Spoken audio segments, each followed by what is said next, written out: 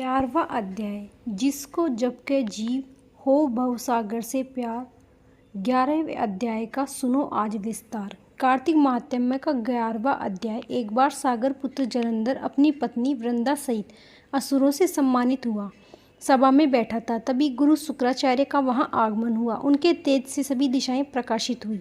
गुरु शुक्राचार्य को आता देखकर सागर पुत्र जलंधर ने असुरों सहित उठकर बड़े आदर से उन्हें प्रणाम किया। गुरु शुक्राचार्य ने उन सबको आशीर्वाद दिया।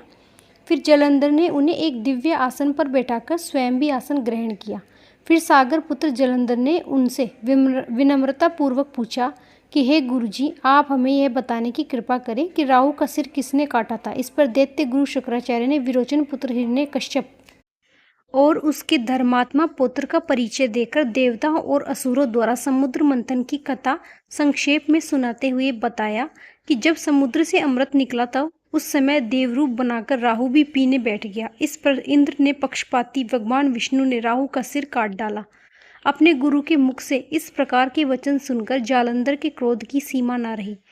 उसके नेत्र लाल हो गए। फिर उसने अपने धसमान नामक दूत को बुलाया और उसे शुक्राचार्य द्वारा सुनाया गया वृत्तांत सुनाया। तत्पश्चात उसने आज्ञा दी कि तुम शीघ्र ही इंद्रपुरी में जाकर मेरी शरण में ले आओ।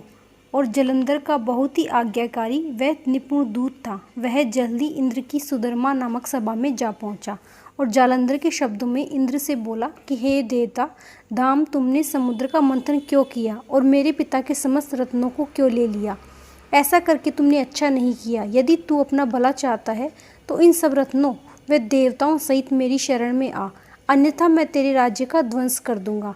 इसमें कुछ भी मिथ्या नहीं है। इंद्र बहुत विस्मित हुआ और कहने लगा, पहले मेरे भय से सागर ने सब पर्वतों को अपनी कुक्षी में क्यों स्थान दिया और उसने मेरे शत्रु दैत्यों की क्यों रक्षा की? इसी कारण मैंने उनके रत्न हरण किए। मेरा द्रोही सुखी नहीं रह सकता, इसमें अहम नहीं है।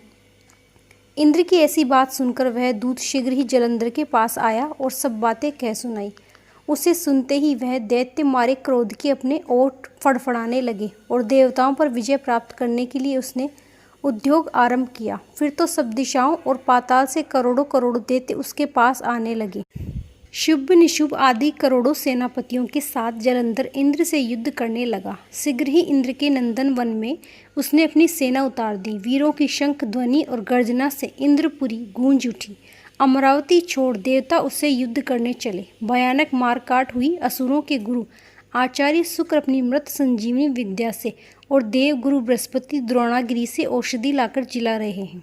इस पर जालंधर ने क्रुद्ध होकर कहा कि मेरे हाथ से मरे हुए देवता जी कैसे जाते हैं?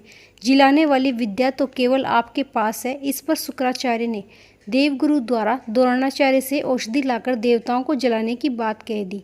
यह सुनकर जलंधर और भी कुपित हो गया। फिर शुक्राचार्य जी ने कहा, यदि शक्ति हो तो द्रोणागिरी को उखाड़कर समुद्र में फेंक दो, तब मेरे कथन की सत्यता प्रमाणित हो जाएगी। इस पर जलंधर कुपित होकर जल्द ही द्रोणागिरी पर्वत के पास पहुंचा। अपनी भुजाओं से पकड़कर द्रोणागिरी पर्वत को उखाड़कर समुद्र में फेंक दिया। और यह तो भगवान शंकर का तेज था कि जलंधर की कोई विचित्र नहीं थी। तत्पश्चात यह सागर पुत्र युद्ध भूमि में आकर बड़े तीव्र गति से देवताओं का संहार करने लगे। जब द्रोणाचार्य जी औषधि लेने गए तो द्रोणाचल को उखड़ा हुआ शून्य पाया।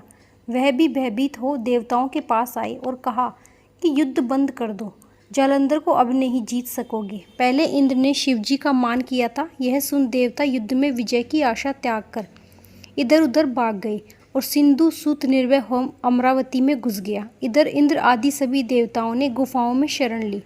ओम नमो भगवते वासुदेवाय नमः। 11वां अध्याय समाप्त। बोलो कार्तिकेय भगवान की जय।